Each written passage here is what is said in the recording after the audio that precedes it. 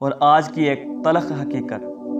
میرے خیال میں آج اتنی غربت نہیں جتنا شور ہے، بلکہ جسے ہم غربت بولتے ہیں وہ دراصل خواہش پورا نہ ہونے کو بولتے ہیں۔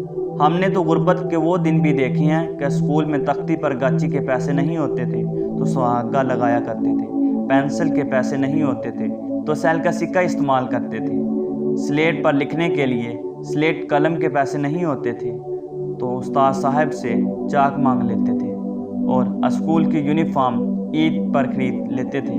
اگر کسی شادی بیاہ کے لیے کپڑے لیتے تو اسکول کلر کے ہی لیتے تھے، کپڑے اگر پھٹ جاتے تو سلائی کر کے بار بار پہنتے تھے، جوتا بھی اگر پھٹ جاتا تو بار بار سلائی کرواتے تھے، اور جوتا سروس یا باٹا کا نہیں بلکہ پلاسٹک کا ہوتا تھا۔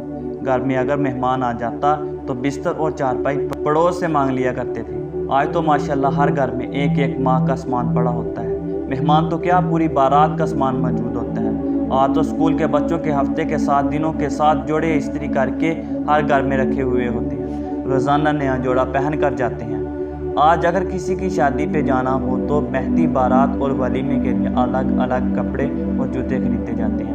ہمارے دور میں ایک چلتا پھرتا انسان جس کا لباس 300 تک اور بوٹ 200 تک ہوتا تھا اور جیب خالی ہوتی تھی، لیکن آج کا چلتا پھرتا نوجوان جو غربت کا رونا رو رہا ہے، اس کی جیب میں 30,000 کا موبائل، کپڑے کم از کم 2,000 کے، جوتا کم از کم 3,000 کا، اور گلے میں سونے کی زنجیر اور ہاتھ پہ گھڑی۔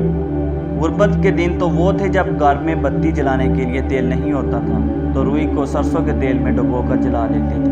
آج کے دور میں خواہشوں کی غربت ہے۔ اگر کسی کی شادی میں شامل ہونے کے لیے 3 جوڑے کپڑے یا عید کے لیے 3 جوڑے کپڑے نہ لا سکے تو وہ سمجھتا ہے کہ میں غریب ہوں۔ آج خواہشات کے پورا نہ ہونے کا نام غربت ہے۔